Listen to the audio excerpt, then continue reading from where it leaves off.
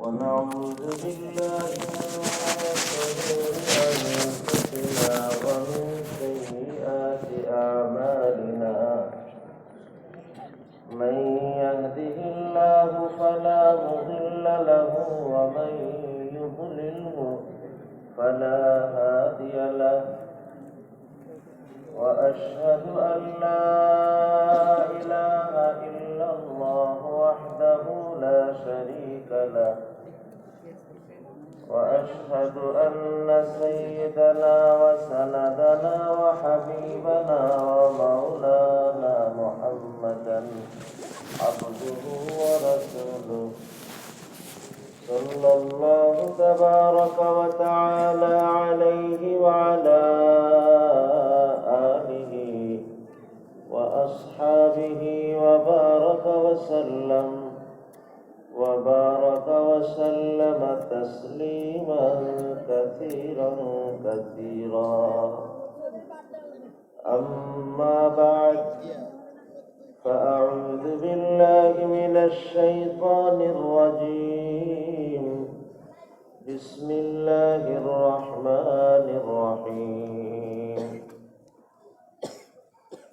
قل إن صلاتي ونسكي ومحياي ومماتي لله رب العالمين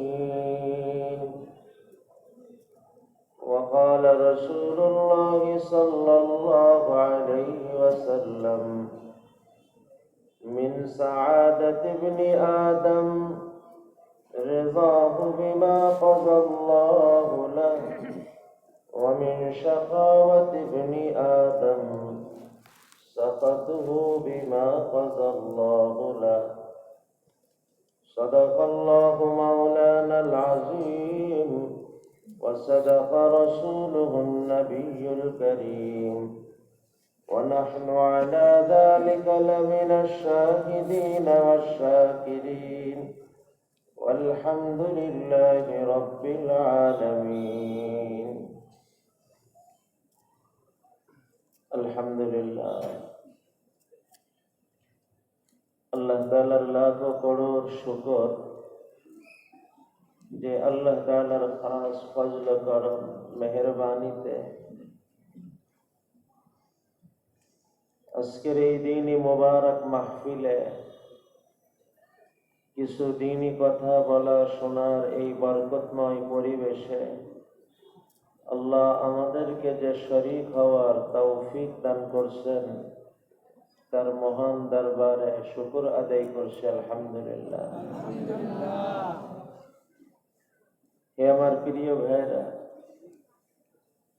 মানুষ কোন নেয়ামত পেয়ে যখন আল্লাহর শুকর আদায় করে তো কোরআনে কারীমের ওয়াদা আল্লাহ তার নেয়ামত বাড়িয়ে দেন। لئن شكرتم لأزيدنكم দুনিয়াবী নেয়ামত পেয়েও শুকর আদায় করে তো আল্লাহ তার দুনিয়াবী নেয়ামতও বাড়িয়ে দেয়। আখিরাতের কোন নেয়ামত পেয়ে শুকর আদায় করে তো আল্লাহ তার আখিরাতের নেয়ামতও বাড়িয়ে দেন। মানুষ কোন নেক পরিবেশে শরীক হয়ে শুকর আদায় করে তো আল্লাহ তাকে নেক পরিবেশে শরীক হওয়ার সুযোগ তৌফিকও বাড়িয়ে দেন। আর একজন মানুষ যখন বারবার নেক পরিবেশে আসতে থাকে তো আল্লাহ তার দিলের ভিতরে নেক পরিবেশের বুঝ দিতে থাকে, এরপরেও আসতে থাকে তো ওই বোঝ বাড়তে থাকে।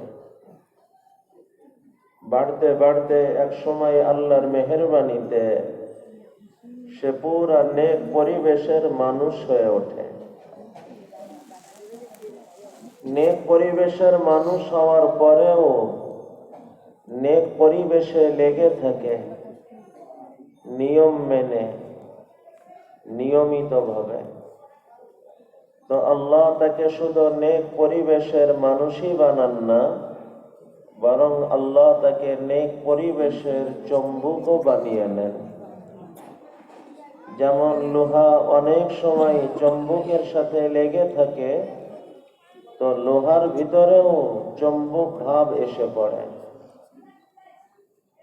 হয়তো একটা সময় ছিল যখন সে নিজেই পথহারা, কিন্তু আজ আল্লাহর মেহেরবানিতে সে শুধু জান্নাতি পথের পথিকই হয় না, আল্লাহ তাদেরকে জান্নাতি পথের মাইল ফলকও বানিয়ে দেন। যে মাইল ফলক দেখে দেখে অনুসরণ করে করে বহু পথহারা মানুষ জান্নাতের পথ পেতে থাকে, জান্নাতের পথ চলতে থাকে, আর জান্নাত পর্যন্ত পৌঁছতে থাকে। আল্লাহ আমাদের সকলকে নেক পরিবেশের চুম্বক হিসেবে কবুল করেন। আল্লাহ আমাদের সকলকে জান্নাতি পথের মাইল ফলক হিসেবে কবুল করেন। হে আমার প্রিয় ভাইরা, রাত অনেক হয়ে আসছে। এরপরেও তালুমের মাহফিল আমার কাছে অপেক্ষার মাহফিল হয়। এখানকার মুরব্বিয়ানে কেরাম, বিশেষ করে হযরত মুহতামিম সাহেব হুজুর দামাত বারাকাতুহ, ওনার দোয়া পাওয়ার জন্যই মূলত আমার এখানে আসা। ওনার শফকাত এবং দোয়াকে আমি আমার জীবনের অনেক বড় পুঁজি মনে করি। সাথে সাথে এখানে অনেক আসাতেজে কেরাম আছেন যারা অনেকেই আমার উস্তাদদেরও সাথী। তো ওনাদের দোয়া, ওনাদের শফকত পাওয়ার আশাতেই মূলত আসা। আল্লাহ তাআলা যতটুক সময় তৌফিক দেন কিছু কথা বলার চেষ্টা করব। বাকি আপনারা অনেক সময় কথা শুনে ক্লান্ত, কিছু সময়ের জন্য ক্লান্তি ঝেড়ে একটু সজাগ হয়ে বসা যাবে তো ইনশাআল্লাহ? ইনশাআল্লাহ। আমার কথাতে এমনিই মরা মরা কথা, এমনি ঘুম আসবে। আপনাদের পক্ষ থেকে যদি জেগে থাকার নিয়ত না হয়, কোন কথার মাঝখানে ঘুমাই পড়বেন না, আপনিও ঠিক পাবেন না। সেই জন্য যত সময় চলে একটু নিজের দায়িত্বে নিজ থেকে জেগে থাকার চেষ্টা করব ইনশাআল্লাহ। হে আমার প্রিয় ভাইরা, প্রতিটি মানুষের জীবনে পরিস্থিতি আসে। এমন কোনো মানুষ নাই যার জীবনে পরিস্থিতি নাই। প্রতিটি মানুষের জীবনে পরিস্থিতি লেগেই থাকে। কখনো শারীরিক পরিস্থিতি, কখনো আর্থিক পরিস্থিতি, কখনো মানসিক পরিস্থিতি, বিভিন্ন ধারাতে মানুষের জীবনে পরিস্থিতি লেগেই থাকে। এই পরিস্থিতি হয় কখনো সন্তান থেকে, কখনো স্ত্রী কেন্দ্রিক, কখনো ভাই বেরাদার কেন্দ্রিক, কখনো প্রতিবেশী কেন্দ্রিক, কখনো অভিভাবক অধীনস্থ কেন্দ্রিক। আল্লাহ জানে কত ধারার থেকে কত রকমের পরিস্থিতি আসে। হে আমার প্রিয় ভাইরা, মানুষের জীবনে যত ধারার যত পরিস্থিতি, এই সমস্ত পরিস্থিতি কার পক্ষ থেকে? একটু আপন করে বলতে পারবেন কার পক্ষ থেকে? আল্লাহর পক্ষ থেকে। আমি জোর আওয়াজে বলি নাই, আপন করে বলতে বলছি, আমার আল্লাহর পক্ষ থেকে। কার পক্ষ থেকে? আমার আল্লাহর পক্ষ থেকে। ভাইরা আমার, যখন আমার আল্লাহর পক্ষ থেকে, তো আমার ঈমান, আমার বিশ্বাস নিশ্চয় আমার কোনো কল্যাণ। আমি জানি না কি কল্যাণ, কিন্তু এতটুকু জানি নিশ্চয়ই কোনো কল্যাণ। কেন এই ঈমান, কেন এই বিশ্বাস? তার কারণ হলো, এই পৃথিবীতে কখনো কোনো বাবা মা তার সন্তানকে তার পারকতার মধ্যে থেকে সজ্ঞানে কোনো পরিস্থিতির মধ্যে ফেলতে পারে? কেন? এই পৃথিবীতে কোনো বাবা মা তার সন্তানকে কোনো কষ্ট দিতে পারে? কেন? এই পৃথিবীতে কোনো বাবা মা তার সন্তানের অকল্যাণ চাইতে পারে? কেন? তার কারণ হলো এই পৃথিবীতে বাবা মা হইতেছে সন্তানের সব থেকে আপন। কেন আপন? কারণ তাদের ভিতর দিয়েই তো আমাদের জন্ম, আমাদের সৃষ্টি আল্লাহ তাদের মাধ্যমেই তো করছেন। হে আমার প্রিয় ভাইরা, বাবা মা আমাদের সৃষ্টির মাধ্যম নাকি স্রষ্টা? সৃষ্টির শুধু মাধ্যম। মাধ্যম হওয়ার কারণে বাবা মা যদি এতটা আপন হন, যিনি আমার আসল স্রষ্টা তিনি আমার কতটা আপন? বাবা মা মাধ্যম হওয়ার কারণে এতটা আপন যে আমার কোনো ক্ষতি চাইতে পারে না, কোনো অকল্যাণ কামনা করতে পারে না। যিনি আমার আসল স্রষ্টা, যিনি আমার মূল আপন, তিনি আমার অকল্যাণ কেমনে চাইতে পারে? অতএব আমি জানি না কি কল্যাণ, কিন্তু এতটুকু জানি নিশ্চয়ই কোন কল্যাণ। হে আমার প্রিয় ভাইরা,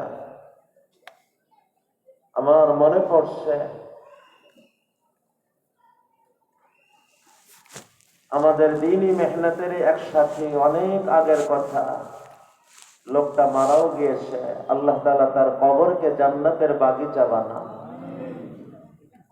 যখনই দেখা হতো অশ্রু ভরা চোখে শুধু একটাই কথা, হুজুর আমার সন্তানের জন্য দোয়া করেন। নামাজ পড়ে না, কথা শোনে না, আমি বড় পারিশান। যখনই দেখা একই অবস্থা, একই কথা, হুজুর সন্তানের জন্য দোয়া করেন। নামাজ পড়ে না, কথা শোনে না, আমি বড় পারিশান। 2-2.5 বছর এই ধারাতে। এরপর একদিন হঠাৎ দেখাতে বড় প্রফুল্ল চেহারা, হুজুর আল্লাহ দোয়া কবুল করছেন, আল্লাহ কথা রাখছেন, ছেলে নামাজ পড়তেছে, কথা শুনতেছে, আল্লাহ কথা শুনছেন, আল্লাহ কথা রাখছেন, আল্লাহ দোয়া কবুল করছেন। হে আমার প্রিয় ভাইরা, বান্দাই মুমিন দোয়া করে, আল্লাহ দোয়া কবুল করে, এটা তো কোনো নতুন কথা না, অবাক লাগার কিছু না। এ তো আল্লাহ তাআলার নিজাম। বান্দাই মুমিন দোয়া করে, আল্লাহ তার দোয়া কবুল করে। কিন্তু আমার এখানে শোনানো এর পরের কথাটা। উনি এই কথাটা শোনায় বলতেছেন, হুজুর এই 2-2.5 বছর সন্তানের জন্য দোয়া করতে করতে আর কাঁদতে কাঁদতে আল্লাহ আমাকে 2টা জিনিস দান করছেন। এক, যখনই হাত উঠায় চোখে পানি এসে যায়। যখনই হাত উঠায় চোখে পানি এসে যায়। 2, সন্তানের জন্য শেষ রাত্রে কাঁদতাম, এখন রাত্রে যত গভীর রাতেই না ঘুমায়, শেষ রাত হলেই চোখ খুলে যায়। হে আমার প্রিয় ভাইরা, বলেন তো এই লোকটার দোয়া আল্লাহ যদি 2 সপ্তাহের মাথায় কবুল করতেন, এই 2টা অর্জন কি তার হতো? আজ 2-2.5 বছর কেঁদে কেঁদে হাত উঠাইলেই চোখে পানি। শেষ রাত্রে উঠতে উঠতে আজ রাত্রের যখনই ঘুমায় শেষ রাত্রে হলেই চোখ খুলে যায়। সন্তান লাইনে আর জীবনে এত 2টো বড় অর্জন। আপনাদের কি ধারণা অনেক কষ্টে ছোট 2 অর্জন, না অর্জনের স্তর অনুপাতে বলবেন সামান্য কষ্টে অনেক বড় অর্জন? সামান্য কষ্টে অনেক বড় অর্জন। হে আমার প্রিয় ভাইরা, তো কোন পরিস্থিতির ভিতরে কি হিকমত লুকানো, কি কল্যাণ লুকানো, অনেক সময় সাথে সাথে বুঝে আসে, অনেক সময় সময়ের ব্যবধানে বুঝে আসে, 2-2.5 বছর পরে বুঝে আসে, কোনটা তো জীবনের শেষ লগ্নে বুঝে আসে, কোনটা চোখ বন্ধ হওয়ার পর ও দুনিয়াতে বুঝে আসে। যখনই বুঝে আসুক না কেন, আমি প্রাথমিকভাবে এতটুকু বোঝ দিলের মধ্যে রাখব, যখন পরিস্থিতি আমার আল্লাহর পক্ষ থেকে, তো নিশ্চয় আমার কোনো কল্যাণে, নিশ্চয় আমার কোনো মঙ্গলে, আমি জানি না কি কল্যাণ, কিন্তু এতটুকু জানি নিশ্চয়ই কোনো কল্যাণ। হে আমার প্রিয় ভাইরা, হতে পারে ওই পরিস্থিতি কখনো আগুনের মতন উত্তপ্ত পরিস্থিতি, কিন্তু মনে রাখা, আল্লাহ তাআলা দুনিয়াতে মানুষকে আগুন দিয়েছেন রহমত হিসেবে, গজব হিসেবে না। দুনিয়াতে আল্লাহ আগুনকে মূলত রহমত হিসেবে দিয়েছেন, গজব হিসেবে না। লক্ষ্য করেন, একটা চাউল খাবারের উপযুক্ত ভাত হয় কখন? আগুনের পরে দেওয়ার পর। কাঁচা তরকারিগুলি সুস্বাদু তরকারি হয় আগুনের পরে দেওয়ার পর। আল্লাহ তাআলা আগুনের মতন উত্তপ্ত পরিস্থিতির মধ্যে আমাদেরকে ফেলেন, আমাদেরকে রাখেন, আমাদের জীবনকে উপযুক্ত জীবন বানানোর জন্য, আমাদের জীবনকে সুস্বাদু জীবন বানানোর জন্য। হে আমার প্রিয় ভাইরা, স্বর্ণকে আগুনের পরে রাখা হয় স্বর্ণের ভিতরে থাকা ক্ষারকে গলানোর জন্য। মানুষের জীবনে পরিস্থিতি আসে, আগুনের মতন উত্তপ্ত পরিস্থিতিও আসে আমার আপনার ভিতরের থাকা ক্ষারকে গলানোর জন্য। যখন মানুষ পরিস্থিতিকে ধৈর্যের সাথে শেষ নামায়, তো তার ভিতরের থাকা ক্ষার গলে গলে তার জীবন জান্নাতের উপযুক্ত হয়ে ওঠে। হাদিসের মধ্যে আসছে আস-সাবরু সাওয়াবুল জান্নাহ, আরে সবর এর প্রতিদান জান্নাত। এক হলো সবরের সরাসরি প্রতিদান জান্নাত, আর এক হলো সবরের কারণে, ধৈর্য ধরার কারণে, পরিস্থিতিকে মেনে নিয়ে শেষ নামানোর মাধ্যমে আমার আপনার ভিতরের থাকা ক্ষার গলে গলে আমার আপনার এ জীবন জান্নাতের উপযুক্ত জীবন হয়ে ওঠে। হে আমার প্রিয় ভাইরা, আর যদি কোনো মানুষ পরিস্থিতির মধ্যে শুধু মেনেই না নেয়, বরং খুশির সাথে মেনে নিতে পারে, খুশির সাথে মেনে নিতে পারে, তো তার ভিতরের থাকা সূক্ষ্ম সূক্ষ্ম ক্ষারও আল্লাহ গলাইতে থাকেন। সূক্ষ্ম সূক্ষ্ম ক্ষার গলতে গলতে তার এই জীবন শুধু জান্নাতের উপযুক্ত হয় না, তার এই জীবন জান্নাত উদ্বোধনের উপযুক্ত হয়ে ওঠে। আবু দাউদের হাদিস দ্বারা বুঝে আসে, আউয়ালু মান ইউদা ইলাল জান্নাতি ইয়াওমাল কিয়ামাহ আল্লাযীনা ইয়াহমাদুনাল্লাহ ফিস সাররাই ওয়াদ দাররা। হে আমার প্রিয় ভাইরা, তো মানুষের জীবনে যখনই পরিস্থিতি আসে, আমাকে ভাবতে হবে এই আগুনের মতন উত্তপ্ত পরিস্থিতি আমার ভিতরের থাকা ক্ষারকে গলানোর জন্য, আমার ভিতরের থাকা ক্ষারকে গলায় গলায় আমাকে জান্নাতের উপযুক্ত বানানোর জন্য, সূক্ষ্ম ক্ষার গুলিকে গলায় জান্নাত উদ্বোধনের উপযুক্ত বানানোর জন্য। হে আমার প্রিয় ভাইরা, আগুন তো ছিল চাউলকে খাবারের উপযুক্ত বানানোর জন্য, সবজিগুলিকে সুস্বাদু সব তরকারি বানানোর জন্য, স্বর্ণকে ক্ষার মুক্ত পিওর স্বর্ণ বানানোর জন্য। এখন যদি কেউ আগুনকে ভুল ব্যবহার করে আর এই চাউল, এই তরকারি এগুলি কয়লা হয়ে যায়, ছাই হয়ে যায় পুড়ে, এর জন্য আগুন দায়ী না আল্লাহ দায়ী না আমি নিজে দায়ী? আগুন তো ছাই আর কয়লা বানানোর জন্য ছিল না, আগুন তো ছিল খাবারের উপযুক্ত বানানোর জন্য, আগুন তো ছিল সুস্বাদু খাবার বানানোর জন্য, পরিস্থিতি তো ছিল আমাকে উপযুক্ত জীবন উপহার দেওয়ার জন্য, আমার জীবনকে সুস্বাদু জীবন বানানোর জন্য, আমার জীবনকে কাঙ্ক্ষিত লক্ষ্যে পৌঁছানোর জন্য, আমার জীবনকে খার মুক্ত করে জান্নাতের উপযুক্ত বানানোর জন্য, আমার জীবনকে সূক্ষ্ম সূক্ষ্ম খার থেকেও মুক্ত করে আমার জীবন জান্নাত উদ্বোধনের উপযুক্ত বানানোর জন্য। কিন্তু আমি যদি ভুল ব্যবহার করে আমার জীবনকে কয়লা বানাই ফেলি, ছাই বানাই ফেলি, এর জন্য পরিস্থিতি দায়ী না, এর জন্য আল্লাহ দায়ী না, এর জন্য আমি নিজে দায়ী, আমি নিজে দায়ী। হে আমার প্রিয় ভাইরা, অতএব যখনই পরিস্থিতি আসে আমাকে ভাবতে হবে আমার ভিতরে কি খার আছে। ওই খারকে চিহ্নিত করা, ওই খার থেকে নিজেকে মুক্ত করার জন্য উদ্যোগ গ্রহণ করা, তওবা ইস্তিগফার পড়তে থাকা, নিজেকে খার মুক্ত খালিস আল্লাহর বান্দা বানানোর জন্য ফিকির করা। মনে রাখা, আল্লাহ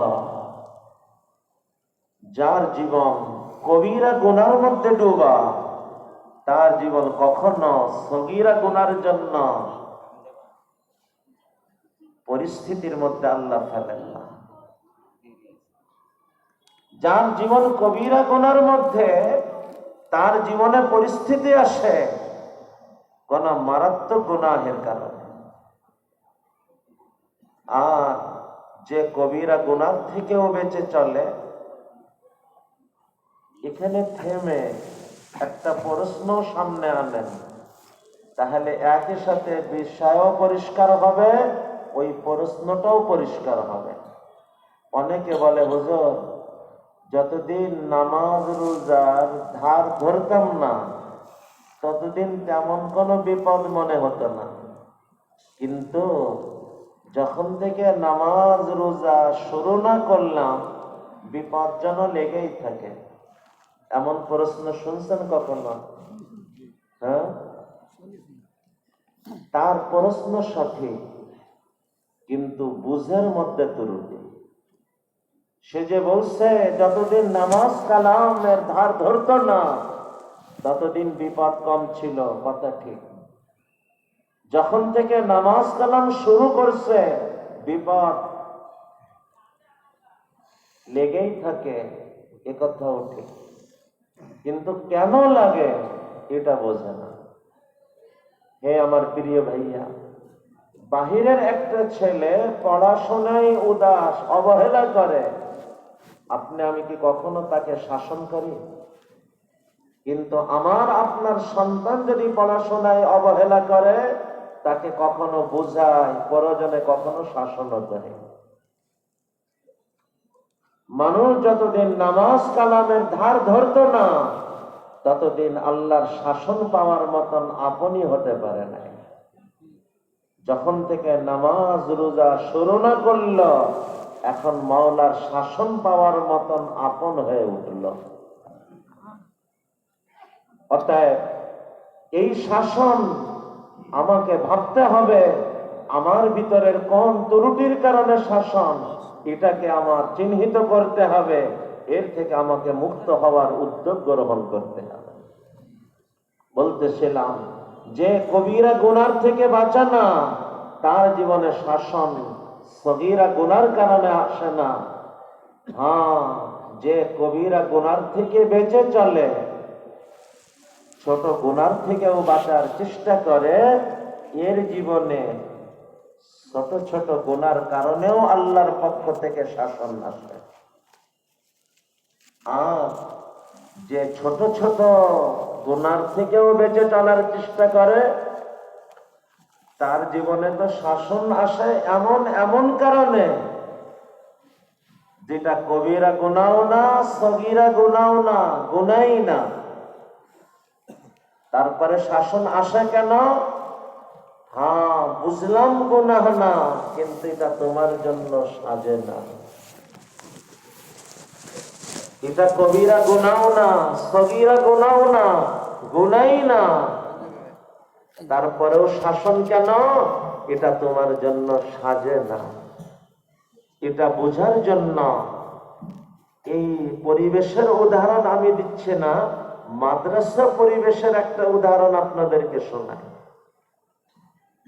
বাহিরের একটা ছেলে খালি মাথায় নামাজ পড়তে মসজিদে চলে আসে, আমাদের নজরে যখন পড়ে আমরা তাকে সাব্বাসী দিই, বাহবা দিই, সাব্বাস বেটা, বড় ভালো ছেলে, নামাজ এসেছ, নিয়মিত এসো।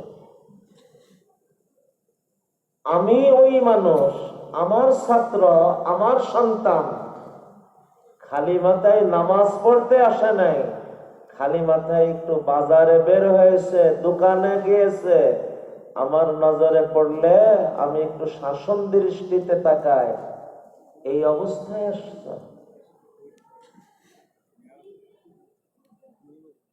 খালি মাথায় বাজারে আসছ, অথচ আমি তো ওই মানুষ, বাহিরের একজন খালি মাথায় নামাজের জন্য মসজিদে চলে আসছে, আমি তাকে সাব্বাসী দিতেছি, বাহবা দিতেছি। আর আমার ছাত্র, আমার সন্তান খালি মাথায় একটু বাজারে বের হয়েছে, নজরে পড়ছে, তা আমি তাকে শাসনের দৃষ্টিতে দেখতেছি। কেন? এই খালি মাথায় বাজারে যাওয়া কবিরা গুনাহ, সগীরা গুনাহ? আরে এটা গুনাহ না, কিন্তু তোমার জন্য সাজে না। তালিবে ইলম, তোমাকে নিয়ে আমার অনেক স্বপ্ন, তোমাকে নিয়ে অনেক আশা, তোমাকে নিয়ে আমার অনেক আকাঙ্ক্ষা। তুমি আগামীর রাহবার হবে, তুমি জাতির রাহবার হবে, তুমি দ্বীনের প্রদীপ হবে। তোমাকে শুধু বড় ছোট গুনাহ হিসাব করলেই চলবে না, যেগুলো গুনাহ না, তোমার জন্য সাজে না, এমন বিষয় থেকেও তোমাকে বেঁচে থাকতে হবে। আল্লাহ কিছু বান্দা মাওলাই পাকের বিশেষ নজরে পড়ে, ওই তালিব ইলমের পরে যেমন উস্তাদের বিশেষ নজর, তাকে নিয়ে অনেক স্বপ্ন, অনেক আশা। আল্লাহ তাআলার বিশেষ নজর কোন বান্দার পরে কবিরা গুনাহ না, সগীরা গুনাহ না, গুনাই না, শুধু তার জন্য সাজে না, এতটুকুর কারণেও শাসন না। এর পরের ধাপ, আল্লাহ যারা আখাসুল খাস স্তরে, তাদের ব্যাপারে তো গুনাহ না, তাদের জন্য স্বাভাবিক দৃষ্টিতে সাজানো এমন না, তাদের স্তর হিসেবে আরেকটু সাবধান হওয়া উচিত ছিল, যেটাকে বলে আরবিতে হাসানাতুল আবরার সাইয়্যাতুল মুকাররাবিন। হাসানাতুল আবরার সাইয়্যাতুল মুকাররাবিন। হে আমার প্রিয় ভাইরা, এই পৃথিবীর বুকে আল্লাহর কাছে সব থেকে প্রিয় মানুষ নবীরাই তো। আম্বিয়া কেরামের জিন্দেগিতে ইনারা হইতেছেন আল্লাহর সব থেকে কাছে, সব থেকে নিকটে। কোন কবিরা গুনার কারণে না, সগীরা গুনার কারণে না, স্বাভাবিক মানুষের হিসেবে সাজে না এমনও না, তাদের শান হিসেবে বিষয়টা আরেকটু ভাবার ছিল। এতটুকুর কারণে এটাকে জাল্লাহ বলা হয়, আল্লাহর পক্ষ থেকে শাসন আসবে। আর অবুঝ না বুঝে মনে করে নবী মনে হয় গুনাহ করছে, যার কারণে শাসন আসছে। যেমন বিষয় যে বুঝবে না, সে তো মনে করবে তালিবে ইলম মনে হয় কোন মারাত্মক গুনাহ করছে, যার কারণে উস্তাদ তাকে এতটা শাসন করছে। আরে তালিবে ইলমের এমন কারণে শাসন করা হইতেছে, যে কারণ অন্যের মধ্যে পাওয়া গেলে বাহবা দেওয়া হতো, কিন্তু তালিবে ইলম উস্তাদের বিশেষ নজর, আগামীতে তাকে নিয়ে অনেক স্বপ্ন, যার কারণে তাকে শাসন। হে আমার প্রিয় ভাইরা, আম্বিয়া কেরাম আল্লাহ তাআলার সব থেকে আপন, সব থেকে নিকটে, মুকাররব না মুকাররব তরিন ইনসান। এমন এমন কারণে আম্বিয়া কেরামের জিন্দেগিতে শাসন আসছে, যেটা স্বাভাবিক দৃষ্টিতে কোন অপরাধী না, সাজে না, এমনও না। এরপরেও আল্লাহ তাআলার পক্ষ থেকে শাসন। কেন? তার শান আর তার মাকাম, তারপরে আল্লাহর বিশেষ নজর। এই জন্য এটাকে বোঝার একটা উদাহরণ নেন। হযরতে আদম আলাইহিস সালাতু ওয়াস সালাম নিষিদ্ধ ফল খেলেন। অনেক অবুঝ, না বুঝে মনে করে হযরত আদম আলাইহিস সালাম গুনাহ করে ফেললেন। হে আমার প্রিয় ভাইরা, আমি শুধু একটা উদাহরণ দিয়ে কথাটাকে কিছুটা পরিষ্কার করতে চাই। হাদিসের মধ্যে ঘটনা আসছে, মেরাজের রাতে যখন আল্লাহ তাআলা সমস্ত নবীদেরকে একত্র করলেন, তো হযরতে মূসা আলাইহিস সালাতু ওয়াস সালাম বড় জড়িউল কলব, জড়িউল লিসান নবী ছিলেন। উনি বলতেছেন, আপনি আমাদের ওই বাবা আদম না, যিনি নিষিদ্ধ ফল খেয়ে নিজেও দুনিয়ায় নামলেন আর আমাদের সবাইকে নিয়ে দুনিয়ায় নামলেন। প্রশ্ন কে করতেছেন? হযরতে মূসা আলাইহিস সালাতু ওয়াস সালাম। নবীজি শুনাইতেছেন, হযরতে আদম আলাইহিস সালাম উত্তর দিতে যেয়ে বলতেছেন, মূসা তুমি তো এই অভিযোগ করলে, আচ্ছা বলো আমার সাথে এই ঘটনা যা ঘটছে তোমার পরে অবতীর্ণ হওয়া কিতাব তাওরাতের ভিতরে আছে কিনা? আছে। বললো তো আমার সাথে এই ঘটনা আগে ঘটছে, এমনকি আমার সৃষ্টি আগে হয়েছে, না তাওরাত আগে? বুঝছেন, তাওরাত আগে এবং বহু আগে। তখন হযরত আদম আলাইহিস সালাম বলতেছেন, মূসা যখন ঘটনাই ঘটে নাই, আমার সৃষ্টিও হয় নাই, তখনই আল্লাহ তোমার উপরে অবতীর্ণ হবে, ওই তাওরাতের মধ্যে এই ঘটনা সব লিখে রাখছেন। বলো আমাকে তুমি কি দোষ দিবে? হযরতে মূসা আলাইহিস সালাতু ওয়াস সালাম লা জবাব, কি উত্তর দিবেন? ওনার কাছে উত্তর আছে, কিন্তু উনি উত্তর একটাও দেন নাই। উত্তর আছে কেমন? একটা তো এখানে শোনাইলাম। দ্বিতীয় উত্তর, ভাইরা আমার, কেউ যদি নিষেধের কথা ভুলে যায় তখন কি তাকে অপরাধী বলা যায়? আমি রোজা রয়েছি, রোজার কথা ভুলে পেট ভরে খানা খেয়ে নিলাম, আমার রোজা ভাঙবে? গুনাহ হবে। রোজার কথা ভুলে গিয়েছে, এই অবস্থায় পেট ভরে খানা খেলো, গুনাহ হবে না, রোজাও ভাঙবে না। লক্ষ্য করেন, হযরতে আদম আলাইহিস সালাম নিজের সাফাই গাইতেছেন না, আল্লাহ নিজে কোরআনের মধ্যে শোনাইতেছেন। আদম আলাইহিস সালামের ব্যাপারে আল্লাহ নিজে শোনাইতেছেন, ফানাসিয়া আদম, ফানাসিয়া আদম, আরে আদম ভুলে গিয়েছিল। যখন হযরতে আদম আলাইহিস সালাম নিষেধের কথা ভুলেই গিয়েছেন, তুমি কিভাবে বললো এটা অপরাধ, এটা গুনাহ, এটা অন্যায়? 3 নম্বর, যে মানুষটা জীবনে মিথ্যা বলে নাই, মিথ্যা শোনে নাই, জীবনে কখনো মিথ্যা ভাবেও নাই, এই মানুষটার সামনে যদি আল্লাহর নামের কসম দিয়ে বলা হয় আমি তোমার হিতাকাঙ্ক্ষী, খেয়ে নাও ভালো হবে, এক তো বলে গিয়েছে, আবার এদিকে আল্লাহর নামের কসম দিয়ে বলা হইতেছে আমি তোমার হিতাকাঙ্ক্ষী, এটা খেলে তোমার উপকার হবে, তুমি সারা জীবন আল্লাহর কাছে থেকে যেতে পারবে। এই অবস্থায় যদি কেউ ওটাকে গ্রহণ করে, বলেন এটা কি অপরাধ হবে? কোরআন শোনাইতেছে, হযরত আদম আলাইহিস সালাম নিজের সাফাই গাইতেছেন না, আল্লাহ হযরত আদম আলাইহিস সালামের কথা শোনাইতেছেন। কাসামাহুমা,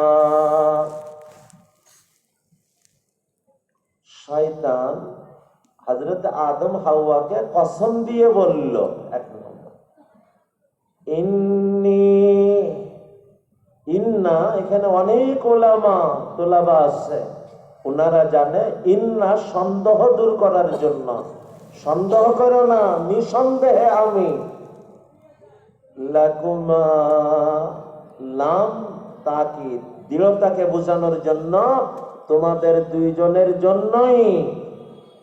লামিনান নাসিহিন, আবার লাম দৃঢ়তা বোঝানোর জন্য হিতাকাঙ্ক্ষীদের মধ্যে। আসামাহুমা ইন্নী লাকুমা লামিনান নাসিহিন।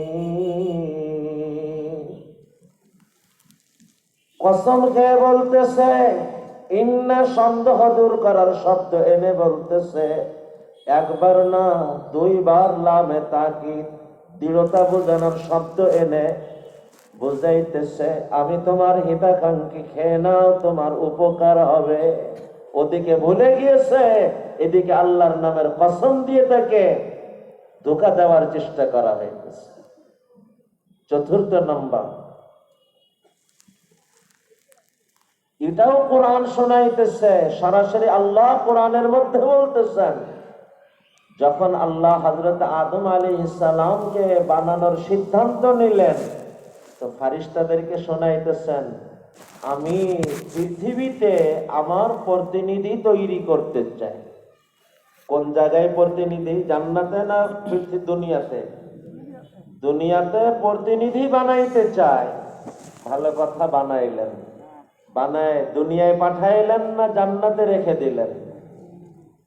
বানাইলেন দুনিয়ার জন্য, রেখে দিতেছেন জান্নাতে।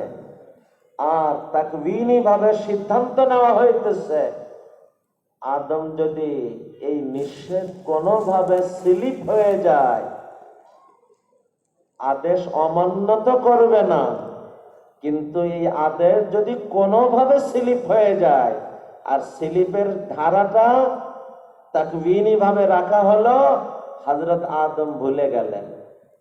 এই অবস্থায় শয়তান কসম খেয়ে সন্দেহ দূর করার শব্দ উল্লেখ করে হিতাকাঙ্ক্ষী হয়ে তার সামনে হাজির হয়ে কথা শোনাইতেছে। আর সিদ্ধান্ত হলো, কোনোভাবে যদি স্লিপ হয়ে যায়, কোনোভাবে যদি স্লিপ হয়ে যায়, যে দুনিয়ার জন্য তাকে বানানো হয়েছিল সেই দুনিয়ায় তাকে পাঠানো হবে। বলেন, বানানো হইতেছে দুনিয়ার জন্য, রেখে দেওয়া হইতেছে জান্নাতে, সিদ্ধান্ত রাখা হইতেছে এ তো অমান্য করবে না, কিন্তু কোনোভাবে যদি স্লিপ হয়ে যায় তো ওই দুনিয়ায় পাঠানো হবে। অনেক বড় গুনাহ। আরে কিভাবে বলবেন এটা গুনাহ? কিন্তু এদিকে হালাত এই, অপরদিকে যখন আল্লাহ এরপরে বলতেছেন, নিষেধ করলাম, কেন নিষেধ তুমি অমান্য করলে? কোনো ওজর খাই নাই, কোনো উত্তর দেওয়া নাই। আল্লাহ, আমি ভুলে গিয়েছিলাম, আমার কি অন্যায়? আল্লাহ, আমি দুঃখগ্রস্ত হয়েছি, আপনার নামের কসম দিয়ে আমাকে বলছে এটা খেলে আমার উপকার হবে, আপনার নামের কসম দিয়ে আমাকে বললে আমি তো সহজভাবেই মেনে নিয়েছে। কোনো উত্তর নাই, কোনো ওজর খাই নাই। বলতেছেন কি? রব্বানা যালামনা আনফুসানা, রব্বানা যালামনা আনফুসানা। মাওলা, আমি তো সীমা লঙ্ঘন করে ফেলেছি, আমি তো জালেম হয়ে গিয়েছি। আল্লাহ, আমি তো সীমা পার করে ফেলেছি, আমি জালেম হয়ে গিয়েছি। ওয়া ইল্লাম তাগফির লানা ওয়া তারহামনা, আল্লাহ আপনি যদি ক্ষমা আর দয়া না করেন, লানাকুনান্না মিনাল খাসিরিন, আল্লাহ নিশ্চিত আমি ধ্বংস হয়ে যাব, শেষ হয়ে যাব।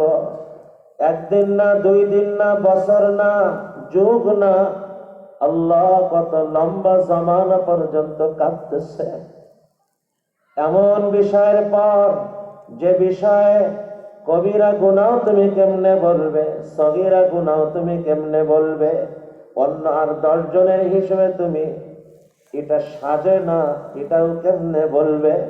যখন ভুলেই গিয়েছে, যে মানুষটা জীবনে কোনোদিন মিথ্যা বলে নাই, মিথ্যা শোনে নাই, মিথ্যা ভাবে নাই, এই মানুষটার সামনে আল্লাহর নামের কসম দিয়ে যখন বলা হইতেছে, বলো কি অন্যায় বলবে, কি গুনাহ বলবে, কি সাজে না বলবে?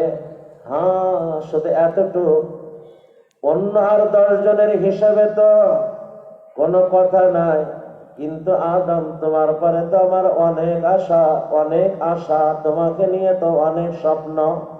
বুঝলাম আমার নামের কসম দিয়ে যখন তোমাকে বলা হয়েছে তুমি সরলভাবে মেনে নিয়েছ, কিন্তু আর একটু সজাগ কেন হলে না?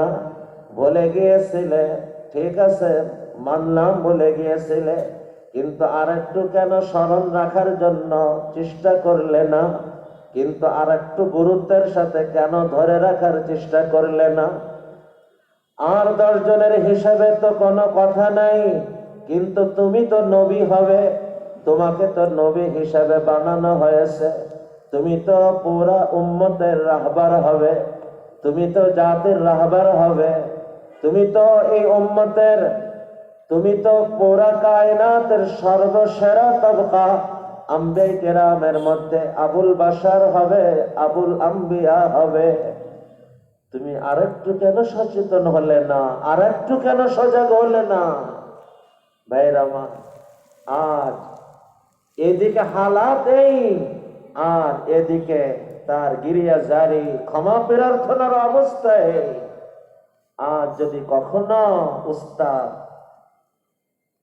ছাত্রকে কোনো কারণে শাসন করে, 1 বার থেকে 3 বার রাগ করে, তো ছাত্র বলে এই হুজুরির দরকার না, আমি তো আমার পথ দেখলাম।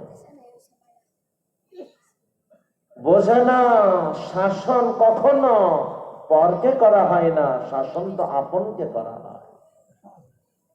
আল্লাহর বিশেষ নজর আমার পরে, যার কারণেই তো আমাকে শাসন করা হইতেছে। দেখো বাহিরের একজন পড়াশোনায় অবহেলা করে, তাকে তো কেউ শাসন করে না, কিন্তু সন্তান যখন পড়াশোনায় অবহেলা করে, পিতা তখন তাকে শাসন করে। আল্লাহ যখন আমাকে পরিস্থিতির শাসনের মধ্যে ফেলছেন, এর মানে আমি আল্লাহর বিশেষ নজরে। তুমি কেন মন খারাপ করতেছ? তুমি তো শুকরিয়া আদায় করো এই চিন্তায়, তুমি মাওলার বিশেষ নজরে। দেখো খালি মাথায় নামাজ পড়তে আসা বাহিরের একজনকে এই মাদ্রাসার উস্তাদ শাবাশি দিতেছে, কিন্তু মাদ্রাসার ছাত্র তুমি খালি মাথায় যখন বাজারে যাইতেছ, তোমাকে শাসন করতেছে। কেন? কারণ তোমার উপরে উস্তাদের বিশেষ নজর। যখন মাওলাই পাকের বিশেষ নজর তোমার পরে, তখন মাওলাই পাকের বিশেষ শাসনও তোমার পরে। অর্থাৎ শাসন পেলে, পরিস্থিতি আসলে ভেঙ্গে পড়বে না, বরং মনে রাখবে আল্লাহ তাআলার বিশেষ নজর তোমার পরে পড়ছে। হে আমার প্রিয় ভাইরা, আল্লাহ কথার থেকে কথা আসে, উপকারী কথা, এজন্য এটাও বলে দিতেছে। উস্তাদ শাসন করে,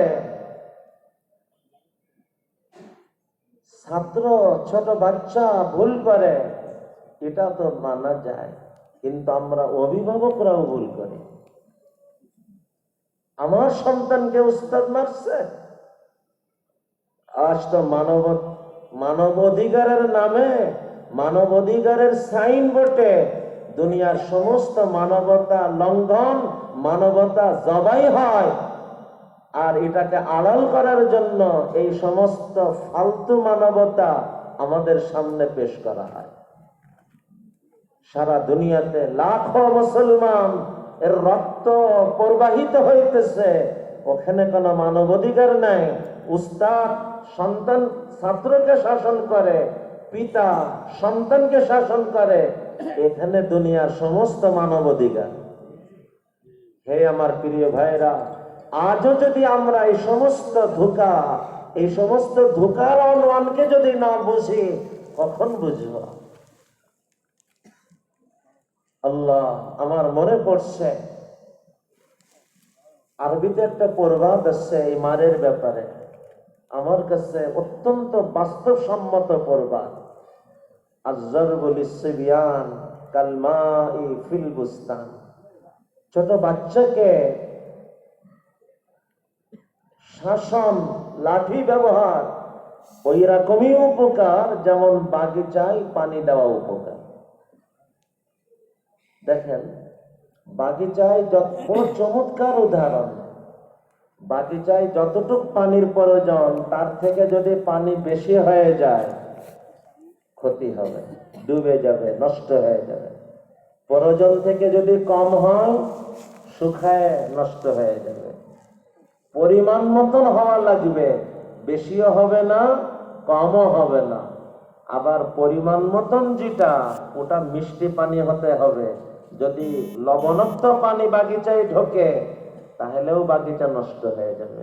অর্থাৎ পরিমাণ মতন শাসন, এটা মিষ্টি শাসন হতে হবে। মিষ্টি শাসন কেমন?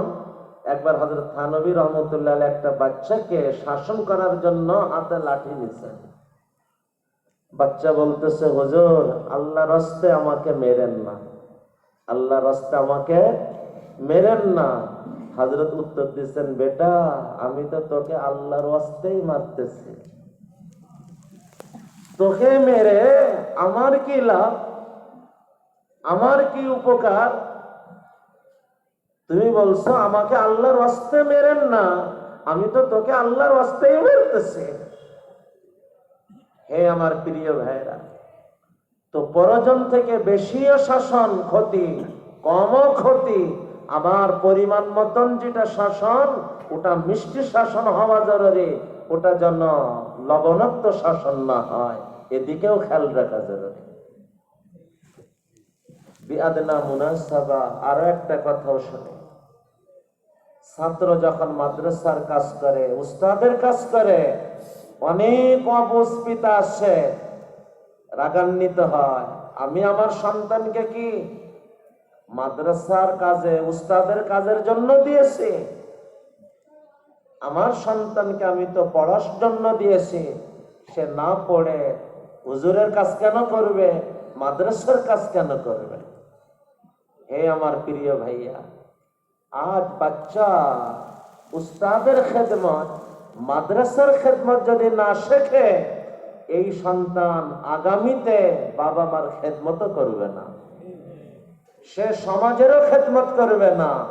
আজ এই ছোট অবস্থায় উস্তাদের খেদমত, মাদ্রাসার খেদমত, এর ভিতর দিয়ে সে খেদমতের এক মানসিকতাই গড়ে উঠবে।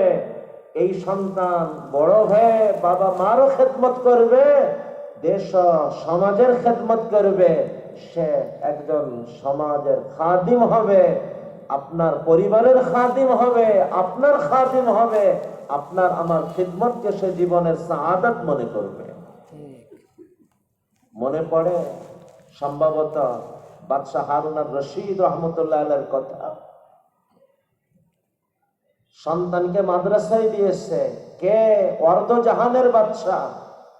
একদিন দেখতে গিয়েছে যে দেখে উস্তাদ ওযু করতেছে আর বাদশার ছেলে লোটা দিয়ে পানি ঢেলে দিতেছে। এই অবস্থা দেখে বাদশাহ ফিরে গেলেন, উস্তাদের নজরে পড়ছে। কিছু সময় পরে শাহী দরবার থেকে তলব আসছে, ইনি তো কাঁপতেছেন, বাদশার ছেলেকে আমি কাজে লাগাইছে, না জানি কি শাসন হয়।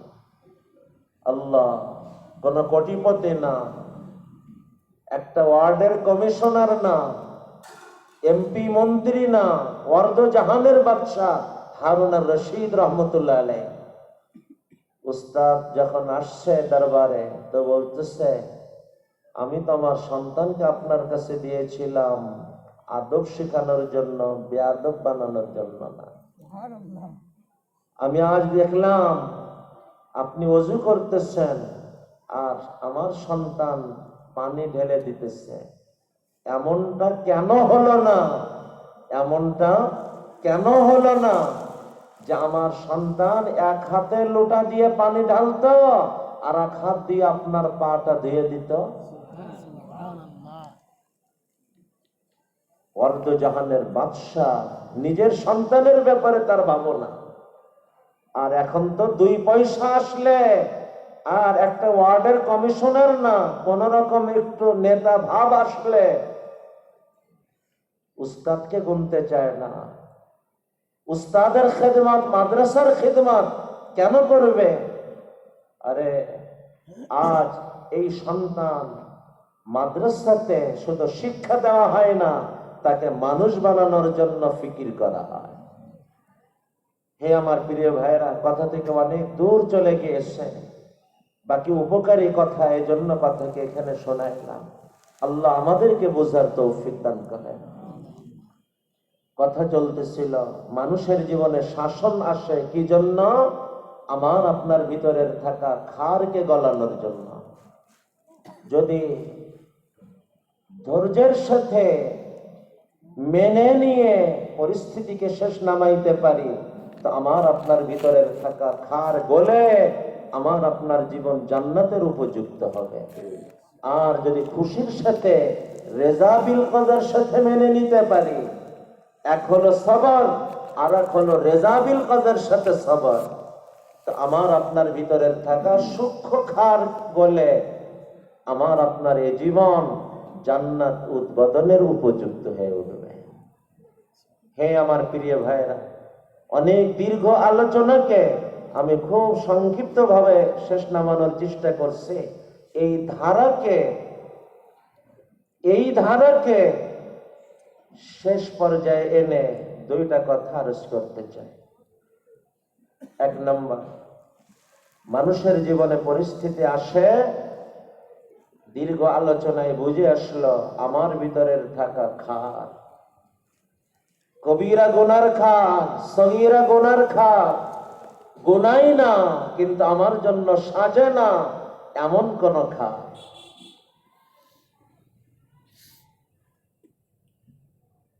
কোন সাজে না এমনও ঘটে নাই, এরপরেও কখন আল্লাহর পক্ষ থেকে শাসন আসে। সাজে না এমনও না, এ সত্ত্বেও পরিস্থিতি এসে পড়ে, শাসন এসে পড়ে। কেন? এই শাসন আপনার আমার কপাল খুলে দেওয়ার জন্য। ঘটনা মনে পড়ছে, অনেক আগে এই দারুমের মাহফিলেও আমি শুনিয়েছিলাম, বহু বছর আগে। হে আমার প্রিয় ভাইরা, একটা কাল্পনিক গল্প, ঘটনা কাল্পনিক, কিন্তু যে কথাটা আমার বোঝানোর উদ্দেশ্য সেটা অতি বাস্তব। আসমান থেকে 2 দল ফারিস্তা নামছে, খুব ব্যস্ত অবস্থায় তাদের পরস্পরের সাথে সাক্ষাৎ, ফেরার সময় আবার সাক্ষাৎ। এখন একে অপরকে জিজ্ঞায় কোথায় গিয়েছিলেন? একদল বলে আল্লাহর এক দুশমন মারা যাইতেছিল, জীবনে সে কিছু ভালো কাজ করছে যার প্রতিদান এখনো দেওয়া হয় নাই। যেহেতু আল্লাহর দুশমন, আল্লাহ আখিরাতে তাকে কিছু তো দিবেন না, আর আল্লাহ কারোর ভালো কাজের প্রতিদান না দিয়েও থাকেন না। কি করা যায়? হঠাৎ দেখা গেল সে তার সন্তানদেরকে ডেকে বলতেছে, আমার একটা ভুনা মাছ খেতে মন যাচ্ছে। পাশেই নদী, মাছ ধরার জন্য তারা চেষ্টা করতেছে, সন্তানরা পাচ্ছে না। আল্লাহ আমাদেরকে বললেন, যাও বড় একটা মাছ ধরে জালের ভিতরে ঢুকাই দাও। আমরা করলাম, তার সামনে পেশ করা হলো, এরপরে সে মারা গেল। আপনারা কোথায় গিয়েছিলেন? আল্লাহর বড় প্রিয় এক বান্দা, যাকে আল্লাহ জান্নাতের বিশেষ একটা মর্যাদা দিতে চান, কিন্তু সে তার আমলে এখনো ওই স্থানে পৌঁছতে পারে নাই, এদিকে মৃত্যুর সময় নিকটে। কি করা যায়? হঠাৎ দেখা গেল সে তার সন্তানদেরকে ডেকে বলতেছে, আমার একটু মধু খেতে মন যাচ্ছে। আর মধু তোমাদেরকে তলাশ করতে হবে না, পাশের ঘরে আছে, ওখান থেকে নিয়ে আসো। আল্লাহ আমাদেরকে বললেন, যাও দ্রুত সন্তানের হাত থেকে মধুকে এমন ভাবে ফেলে দিবে ওই মধু মাটিতে পড়ে যেন সব খাবারের অনুপযুক্ত হয়ে যায়। আমরা করলাম, সংবাদ তার কানে পৌঁছলাম। ছিল লোকটা সবার রেজাবিল কাজার মানুষ, নেক মানুষ, বলতেছে সবকিছু তো আল্লাহর পক্ষ থেকে, নিশ্চয়ই কোন কল্যাণে রাখো। এই যে সবর বা রেজাবিল কাজা গ্রহণ করলো, আল্লাহ এর কারণে তাকে জান্নাতের ওই মাকাম দান করলেন। হে আমার প্রিয় ভাইরা, আল্লাহর দুশ্মন মরতেছে, মাছ পাইতেছে না, ফারিস্তা দিয়ে মেলানো হইতেছে কেন? তাকে খুব ভালোবাসা হয় এজন্য। আল্লাহর আপন হাতের মধু হাত থেকে কেড়ে ফেলা হইতেছে কেন? তাকে পর ভাবা হয় এজন্য। আজ এক ফোঁটা মধু তার হাত থেকে নিয়ে সাগর ভরা মধু, সাগর ভরা নেয়ামত তাকে দেওয়ার জন্যই আজ এ কাজ করা হয়েছে।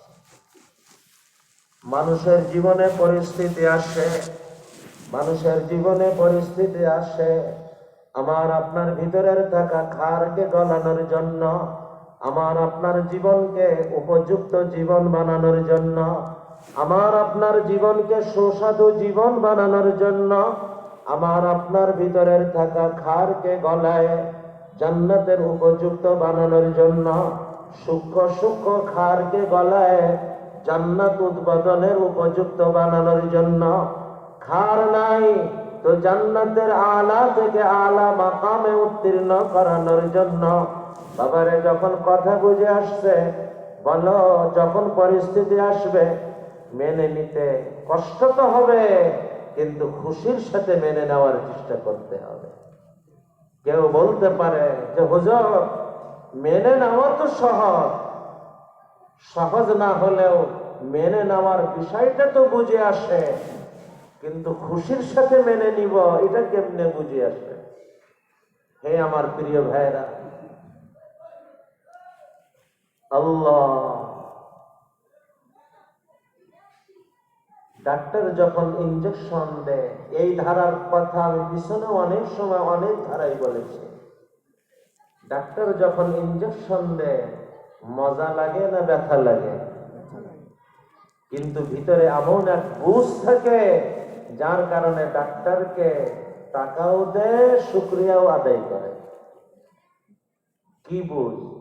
ডাক্তার আমাকে কষ্ট দিতেছে ডাক্তারের লাভে না, আমাকে সুস্থ করার লাভে। বাবারে, যে বুঝ তোমার ডাক্তারের পরে, যে আস্থা বিশ্বাস তোমার ডাক্তারের পরে, এতটুক বুঝ এতটুক বিশ্বাস তোমার মাওলার পরে তোমার হয় না। যতটুক বুঝ আর বিশ্বাস তোমার ডাক্তারের পরে, বাবারে এতটুক বুঝ আর বিশ্বাস কি মাওলার পরে হয় না?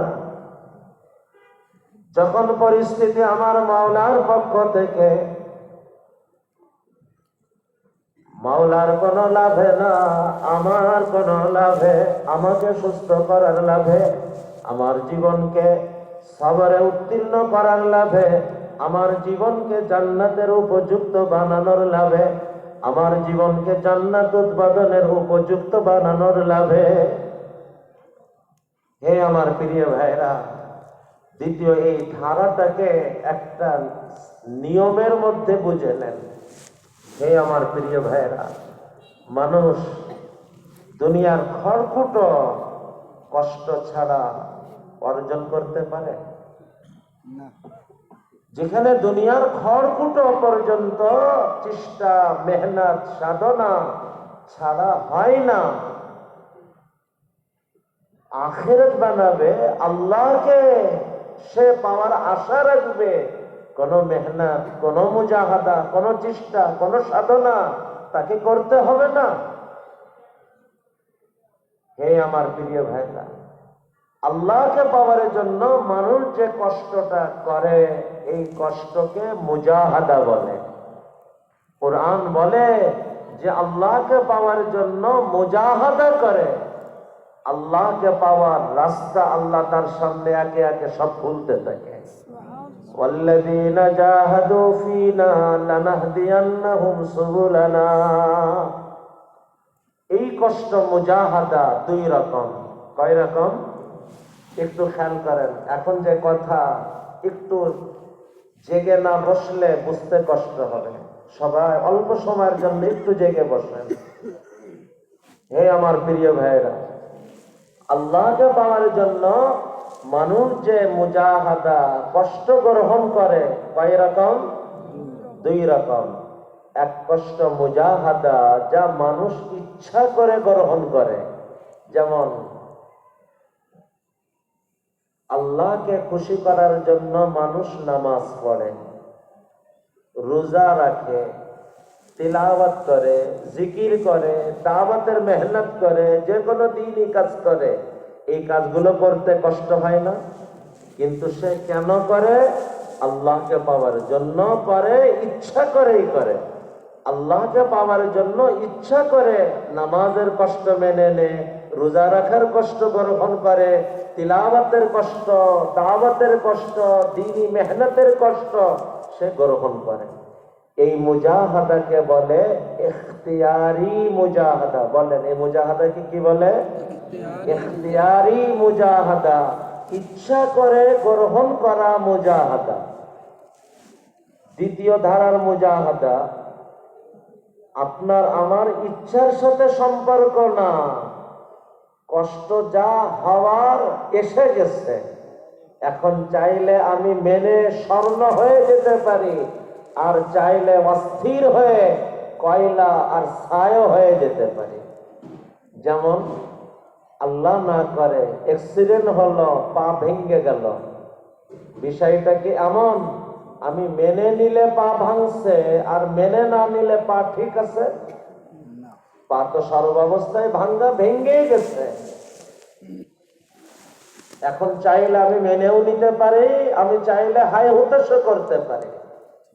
আল্লাহ না করেন বন্যা আসছে, ঘের সব ডুবে একাকার, বিষয়টা কি এমন আমি চাইলে মেনে নিলে ঘের সব ডুবে গেছে, আর মেনে না নিলে সব ঘের বাড়ি আপন অবস্থায় আছে। বিষয় কেমন? আমি মানলেও কি না মানলেও কি, সাইলাব যা আসারতে এসে গেছে। এখন আমি চাইলে ধৈর্যের সাথে পরিস্থিতি শেষ করব, আমি স্বর্ণ হব, রেজাবিল কাদার সাথে সবর করব, হীরা ডায়মন্ড হব, আর চাইলে হাই হুতাশ করে কয়লা আর ছাই হয়ে যাব। এই যে দ্বিতীয় ধারার মুজাহাদা, কষ্ট এসে গেছে, আল্লাহকে পাওয়ার জন্য আমি ওটাকে মেনে নিলাম, এটাকে বলে ইজতেরারি মুজাহাদা। বললেন, এটাকে বলে ইজতেরারি মুজাহাদা। মুজাহাদা কয় রকম হলো? আল্লাহকে পাওয়ার জন্য যে কষ্ট মেনে নেওয়া, এক হলো ইচ্ছা করে কষ্টকে গ্রহণ করা, ইখতিয়ারি মুজাহাদা। দুই, এসে যাওয়া কষ্ট মেনে নেওয়া আল্লাহকে পাওয়ার আশায়, এটাকে বলে ইজতেরারি মুজাহাদা। এই দুইটা কথা কি বুঝে আসছে? এবার আসেন, হযরত থানভী রহমতুল্লাহ আলাইহি লিখছেন এবং সঠিক লিখছেন, মানুষ প্রথম ধারার মুজাহাদা হাজার হাজার মুজাহাদা করে আল্লাহকে যতটুকু না পায়, হাজার রাকাত নামাজ পড়ে, হাজার বার রোজা রেখে, হাজার পারা তিলাওয়াত করে, হাজারো ঘন্টা দাওয়াতের মেহনত করে, হাজারো পারা কুরআন তিলাওয়াত করে, অনেক অনেক জিকির আজকার করে, আল্লাহকে যতটুকু না পায়, দ্বিতীয় ধারার মুজাহাদা ইজতেরারি মুজাহাদা, দুই চারটে পরিস্থিতি যখন ধৈর্যের সাথে রেজাবিল কদার সাথে শেষ নামায়, ওই মানুষকেও টপকায় টপকায় আল্লাহর নৈকট্যতার দিকে আগাই যায়। হাজার বার নামাজ পড়া ব্যক্তির থেকেও আল্লাহর নৈকট্যতার দিকে আগাই যায়। হাজারো পারা তেলাওয়াত করা মানুষ থেকেও আল্লাহর নৈকট্যতার দিকে আগাই যায়। হাজারো ঘন্টা দাওয়াতের মেহনত করা মানুষ থেকেও এই দ্বিতীয় ধারার মানুষ দুই একবারের মুজাহাদা আর মেহনতে, দুই একবারের ইস্তেরারি মুজাহাদার ভিতর দিয়ে আল্লাহর নৈকট্যতার দিকে আগাই যায়। এটা হযরত থানবীর কথা না, এ তো সরাসরি রাসূল করিম সাল্লাল্লাহু আলাইহি ওয়াসাল্লামের কথা। নবীজি সাল্লাল্লাহু আলাইহি ওয়াসাল্লাম ফরমান, ইযা আহাব্বাল্লাহু কওমান, আল্লাহ যখন কোন জাতিকে ভালোবাসেন, কোন পরিবারকে ভালোবাসেন, কোন ব্যক্তিকে ভালোবাসেন, নবীজি বলেন ইবতালাহুম, আল্লাহ তাকে ইবতিলার মধ্যে ফেলেন। উলামায়ে কেরাম জানবে, ইবতিলা কখনো ইখতিয়ারি মুজাহাদায় হয় না, ইবতিলা তো সবসময় ইস্তেরারি মুজাহাদার মধ্যে দিয়ে হয়। কখনো শারীরিক পরিস্থিতি, কখনো আর্থিক পরিস্থিতি, কখনো মানসিক পরিস্থিতি, কখনো সন্তান কেন্দ্রিক পরিস্থিতি, কখনো স্ত্রী কেন্দ্রিক পরিস্থিতি, কখনো স্বামী কেন্দ্রিক পরিস্থিতি, কখনো প্রতিবেশী কেন্দ্রিক পরিস্থিতি, কখনো বন্যা কেন্দ্রিক পরিস্থিতি, কখনো সামাজিক কেন্দ্রিক পরিস্থিতি। যে ধারার যে পরিস্থিতি হোক না কেন, মনে রাখা, নবীজি বলেন ইযা আহাব্বাল্লাহু কওমান, আল্লাহ যখন কোন জাতিকে ভালোবাসেন, আল্লাহ যখন কোন পরিবারকে ভালোবাসেন, আল্লাহ যখন কোন ব্যক্তিকে ভালোবাসেন, ইবতালাহুম, আল্লাহ তাকে ইস্তেরারি মুজাহাদার মধ্যে ফেলেন। আরে সমস্ত প্রিয় মানুষদের মধ্যে সব থেকে প্রিয়তম আম্বিয়া কিরাম আলাইহিমুস সালাতু ওয়াস সালাম। এই কারণে হাদিসের মধ্যে আসছে আসাদুল বালাই আল আম্বিয়া, আসাদুল বালাই আল আম্বিয়া।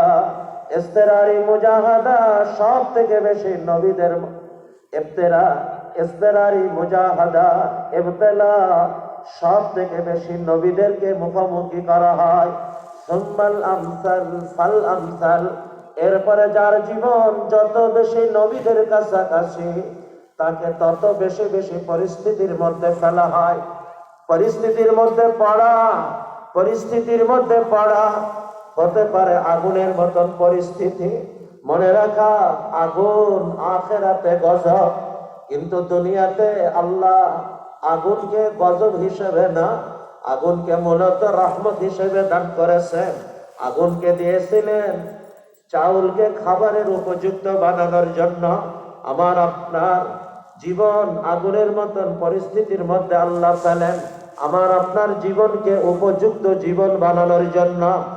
আগুন কাঁচা সবজিকে সুস্বাদু তরকারি বানানোর জন্য, আগুনের মতন উত্তপ্ত পরিস্থিতি আমার আপনার জীবনকে সুস্বাদু জীবন বানানোর জন্য, লক্ষ্যে উত্তীর্ণ জীবন বানানোর জন্য। ভাইরা আমার, স্বর্ণকে আগুনের পরে রাখা হয় স্বর্ণের ভিতরের থাকা ক্ষারকে গলানোর জন্য। আগুনের মতন উত্তপ্ত পরিস্থিতি মানুষের জীবনে আসে তার ভিতরের থাকা ক্ষারকে গলানোর জন্য। আমি যদি ধৈর্যের সাথে পরিস্থিতিকে শেষ নামাইতে পারি, আমার ভিতরের থাকা ক্ষার গলতে গলতে আমার আপনার এই জীবন জান্নাতের উপযুক্ত জীবন হয়ে উঠবে। আর সবরু সাওয়াবুল জান্নাহ। আর যদি রেজা বিল কদার সাথে পরিস্থিতিকে শেষ নামাইতে পারি, ভাইরা আমার, শুধু মেনে নেওয়া না, খুশির সাথে মেনে নিয়ে পরিস্থিতিকে যদি শেষ নামাইতে পারি, তো আমার আপনার ভিতরের থাকা সূক্ষ্ম সূক্ষ্ম ক্ষারও গলবে। গলতে গলতে আমার আপনার এই জীবন জান্নাতের শুধু উপযুক্ত হবে না, জান্নাত উদ্বোধনের উপযুক্ত হবে, জান্নাত উদ্বোধনের উপযুক্ত হবে। একজন বান্দাই মুমিন, তার মানসিকতা কেমন হয় নবীজি সাল্লাল্লাহু আলাইহি ওয়াসাল্লামের আমল দ্বারা বুঝে আসে। একজন মুমিন বান্দা দৈনিক সকালবেলায় উঠে ঘোষণা করে, আমার আল্লাহ আমাকে যেমনেই পালবে না কেন, আমি তো আমার আল্লাহর পরে খুশি। আবার সন্ধ্যায় বলে, আমার আল্লাহ আমাকে যেমনেই পালবে আমি আমার আল্লাহর পরে খুশি। সকালেও বলে রাজিতু বিল্লাহি রাব্বা, সন্ধ্যায় বলে রাজিতু বিল্লাহি রাব্বা, রাজিতু বিল্লাহি রাব্বা, রাজিতু বিল্লাহি রাব্বা ওয়া বিল ইসলামি দীনা ওয়া বিমুহাম্মাদিন সাল্লাল্লাহু আলাইহি ওয়াসাল্লাম নাবিয়্যা। ভাইরামা, যে আল্লাহকে আল্লাহ যেমনেই পালবে সে তেমনেই আল্লাহর পরে খুশি, এই ঘোষণা সকাল সন্ধ্যায় দেয়। আর এই ঘোষণার বাস্তবতা ধারণ করার জন্য চেষ্টা করে। এই মানুষটার আখিরাত তো এমন হবে যে এত দীর্ঘ আলোচনায় সামনে আসলো। আর দুনিয়া, আল্লাহ তার দুনিয়াকে জান্নাতের মজার ছায়া মজা বানাই দিবে। জান্নাতের মজার ছায়া মজা। হাদিসে আসছে যাকাত আমাল ঈমান, আল্লাহ ঈমানের মজা দান করবে। কি পরিমাণ? যাকা, এত এত এত এত, সে অনুভব পর্যন্ত করবে। কাকে দান করবে? মান রাজিয়া বিল্লাহি রাব্বা, মান রাজিয়া বিল্লাহি রাব্বা, মান রাজিয়া বিল্লাহি রাব্বা। যে আল্লাহকে রব হিসেবে পেয়ে, পালনকর্তা হিসেবে পেয়ে, যে আল্লাহর পরে খুশি। আরে আমার মাওলা, আমার আল্লাহ যখন আমার রব, আমাকে খাওয়াই রাখলেও আমি খুশি, না খাওয়াই রাখলেও খুশি। কেন? কারণ হলো যদি না খাওয়াই রাখে, না খাওয়ায় আমার আল্লাহ রাখতে পারে না, পারে না, পারে না। কারণ তার খাজানায় কোনো কমতি তো নাই। তিনি না খাওয়াই রাখলে তার তো কোনো উপকার নাই। তিনি যদি না খাওয়াই রাখে, নিশ্চয় আমাকে জান্নাতের উপযুক্ত বানানোর জন্য, আমাকে জান্নাত উদ্বোধনের উপযুক্ত বানানোর জন্য, আমার জীবনকে লক্ষ্যে উত্তীর্ণ জীবন বানানোর জন্য। বাবারে, বাবা মা যদি সন্তানের কখনো অকল্যাণ না চাইতে পারে, কারণ বাবা মা পৃথিবীতে সব থেকে আপন। কেন এত আপন? কারণ বাবা মার ভিতর দিয়েই তোমার জন্ম, বাবা মার ভিতর দিয়েই তোমার সৃষ্টি। আরে বাবা মা তোমার স্রষ্টা না, মাত্র সৃষ্টির মাধ্যম। সৃষ্টির মাধ্যম হওয়ার কারণে বাবা মা যদি এতটা এতটা আপন হয়, যিনি আমার আসল স্রষ্টা তিনি আমার কতটা আপন। আরে বাবা মা সৃষ্টির মাধ্যম হওয়ার কারণে যদি এতটা আপন হয় যে বাবা মা তার সজ্ঞানে পারকতার মধ্যে আমার কোনো অকল্যাণ চায় না, তো আমার মাওলা কেমনে আমার অকল্যাণ চায়? আমি জানি না কি কল্যাণ, কিন্তু এতটুক তো আমি জানি, এতটুক তো আমি বিশ্বাস রাখি, নিশ্চয়ই কোনো কল্যাণ। আমি জানি না কি কল্যাণ, কিন্তু এতটুকু জানি নিশ্চয়ই কোনো কল্যাণ। হে আমার প্রিয় ভাইয়েরা, রাত অনেক হয়ে আসছে, এত সময় বলাটাও দিল লাগে না, কিন্তু কেমনে কেমনে এত সময় কথা বলে ফেলছে। আল্লাহ আমাকে, আমাদের সকলকে যে কোনো পরিস্থিতি আসুক না কেন সবরের সাথে, বরং রেজা বিল কদার সাথে মেনে নিয়ে, বরং খুশি মনে মেনে নিয়ে পরিস্থিতিকে শেষ নামানোর তৌফিক দান করেন। হে আমার প্রিয় ভাইরা, আজ বাড়িতে যাওয়ার পর যদি দেখি ঘরে রান্নায় লবণ বেশি হয়ে গেছে, ঘর মাথায় নিয়ে আগুন বানায় ফেলবো কে কে দেখে। কেউ আবার বলেন না হুজুর এত সময়ের কথা তো ভালো লাগতেছিল, আল্লাহর পরে খুশি থাকার আলোচনা চলতেছিল, হঠাৎ আবার ঘরের কথা, মানুষের পরে খুশি থাকার কথা কেন শোনাইতেছেন? ভাইয়া, আমরা যখন ওযু করি তো টেপ থেকে পানি দেখি, কিন্তু বলেন তো পানি টেপ থেকে আসে না পিছনে হাউস থেকে আসে, ট্যাঙ্কি থেকে আসে? পরিস্থিতি কখনো আমি স্ত্রীর থেকে, কখনো সন্তান থেকে, কখনো ভাই বেরাদার থেকে, কখনো প্রতিবেশী থেকে, কখনো অভিভাবক থেকে, কখনো অধীনস্থ থেকে দেখি, কিন্তু সমস্ত পরিস্থিতির পিছনের নিয়ন্ত্রণ। এই পরিস্থিতির মুখোমুখি হয়ে মানুষ তিন রকম ভাগ হয়ে যায়। এক, হাই হতাশ শুরু করে, ফলে কয়লা হয়ে যায়, ছাই হয়ে যায়। পাল্টা মেরু, যখন আল্লাহর পক্ষ থেকে আমি আর কি বলবো, চলো চুপচাপ থাকে, যে কোনো পরিস্থিতি আসলে হাত পা গোটায় ভেঙ্গে বসে পড়ে। একে রেজাবিল কজার ইসলামের স্থান না, এটাকে রেজাবিল কজা বলে না। এ রেজাবিল কজার আড়ালে অলসের ধাড়ি। আমি এটা গ্রাম্য শব্দ বললাম, এটা কি অলসের ধাড়ি। সিরাতে মুস্তাকিম হলো এর মাঝামাঝি। পরিস্থিতি যখন আসবে, আমি আমার নিজের ভিতরের থাকা ভুল ত্রুটি এদিকে যেমন নজর দিব, তওবা ইস্তেগফার বাড়াবো। পরিস্থিতি যখন আসবে, আল্লাহর দেওয়া বিবেক বুদ্ধিকে ন্যায় সঙ্গতভাবে ব্যবহার করে পরিস্থিতির থেকে উত্তরানোর আমি আপ্রাণ চেষ্টা করব। তিন, চেষ্টাও করলাম, তওবা ইস্তেগফারও করলাম। এরপরে আল্লাহ যা করবেন, যে সিদ্ধান্ত নিবেন, আমি আগে ভাগে সিদ্ধান্ত নিয়ে থাকব। আল্লাহ যা করবেন আমি তারপরে শুধু মেনে নিব না, খুশিও থাকব। এর নাম রেজাবিল কাজা।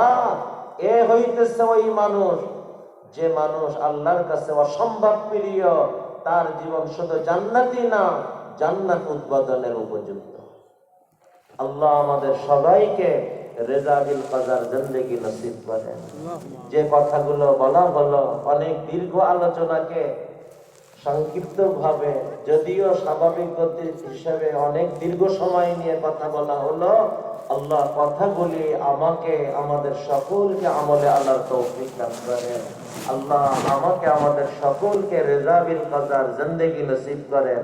আজকের আলোচনা যদি বুঝে এসে থাকে, দুনিয়াও মজাদার আর আখিরাত জান্নাত উদ্বোধনের উপযুক্ত।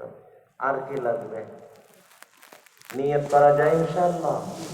হে আমার প্রিয় ভাইরা, জানার কোনো দাম নাই, মানার দাম। আর বাস্তবতা হলো, মানারও কোনো দাম নাই, দরবারে কবুল হওয়ার আসল দাম। আল্লাহ আমাদের জানাকে মানাতে আনার তৌফিক দেন। আল্লাহ আমাদের মানাগুলি মেহরবানি করে কবুল করেন। আল্লাহুম্মা আমিন ওয়া আখিরু দাওয়ানা আনিল হামদুলিল্লাহি রাব্বিল আলামিন।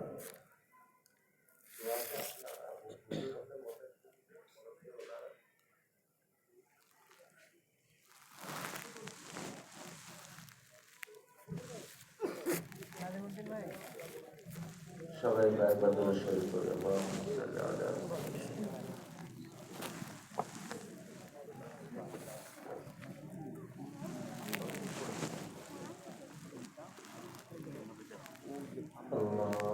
আলহামদুলিল্লাহি রাব্বিল আলামিন والصلاة والسلام على سيد المرسلين وعلى آله وصحبه أجمعين. اللهم أنت ربنا لا إله إلا أنت خلقتنا ونحن عبادك ونحن على عهدك ووعدك ما استطعنا نعوذ بك من شر ما صنعنا نبوء لك بنعمتك علينا ونبوء بذنوبنا فاغفر لنا فإنه لا يغفر الذنوب إلا أنت إله العالمين ويا أرحم الراحمين. আমাদের জীবনের সমস্ত ভুল ত্রুটিগুলি আল্লাহ দয়া করে মাফ করে দেন। মাওলা আমাদের সমস্ত ভালো কাজগুলি দয়া করে কবুল করে নেন। মাওলা, আপনি যদি ন্যায় বিচার করেন, আল্লাহ আপনি যদি ন্যায় বিচার করেন, আমরা তো কেউ পার পাবো না। মাওলা যদি দয়া করে মাফ করে দে, আপনার কাছে তো কেউ জিগাবে না। মাওলা, আপনার কাছে আমরা ন্যায় বিচার চাই না, আল্লাহ আপনার কাছে আমরা দয়া চাই, দয়া চাই। মাওলা দয়া করে আমাদেরকে মাফ করে দে।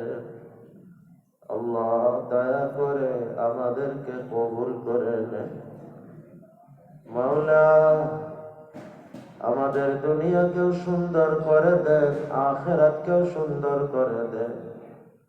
আল্লাহ অসুস্থদেরকে সুস্থ করে দেন, ঋণগ্রস্তদের ঋণ পরিশোধের ব্যবস্থা করে দেন, পারিশান ব্যক্তিদের পারিশানি দূর করে দেন। মাওলা, মাওলাই কারীম, এই মুহূর্তে যেমন একসাথে বসে আছে, আরশের ছায়াতে জান্নাতুল ফিরদাউসেও আমাদেরকে একসাথে কবুল করে।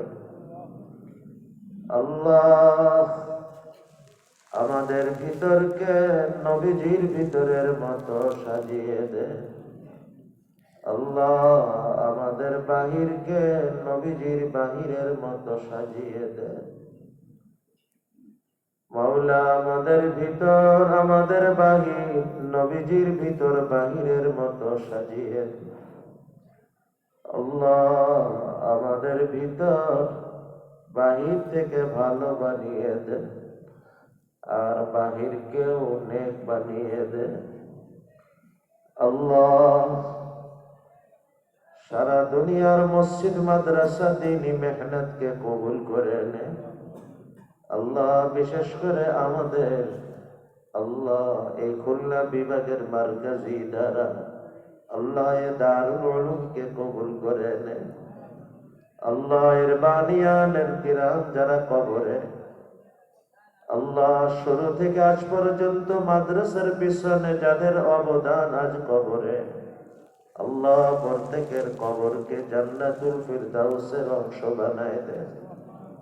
আল্লাহ, মাদ্রাসার শিক্ষক ছাত্র, মাদ্রাসার শুভাকাঙ্ক্ষী এলাকাবাসী, আল্লাহ সকলকে কবুল করে, দুনিয়া আখিরাতের সকল ভালাইতে কবুল করে।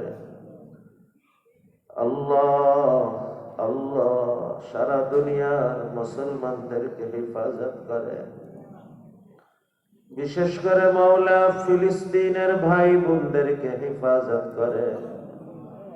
আল্লাহ, মুক্তিকামী হামাসকে বিজয় দান করে। আল্লাহ, ওই মুজাহিদিন ইসলামকে সাহায্য করে। আল্লাহ, সারা দুনিয়ার মুসলমান শাসকদেরকে এক হয়ে ফিলিস্তিনের পাশে ইমারতে ইসলামের পাশে দাঁড়ানোর তৌফিক দান করে।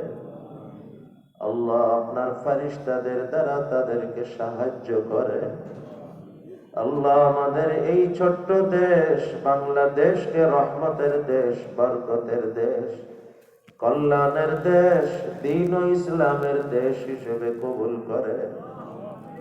মাওলাই কারীম, মাওলাই কারীম, কি চাওয়ার জানি না। মাওলা, আজকের মাহফিলে যে আলোচনাগুলো সামনে এসেছে, আল্লাহ প্রতিটি কথা আমলে আনার তৌফিক দান করে।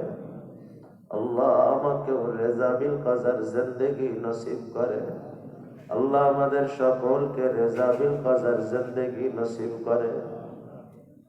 মাওলাই কারীম, প্রত্যেকের অন্তরের বৈধ চাওয়াগুলি পুরা করে দে, প্রত্যেকের অন্তরের নেক আশাগুলি কবুল করে নে।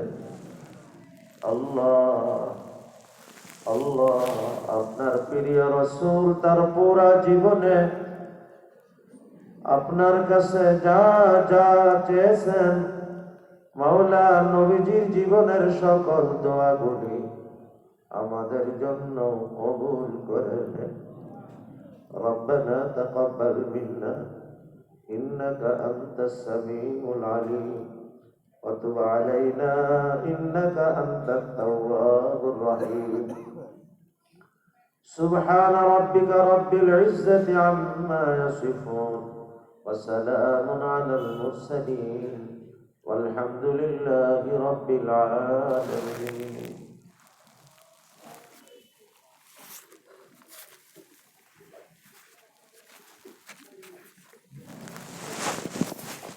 আলহামদুলিল্লাহ আমরা দীর্ঘ সময় ধরে অত্যন্ত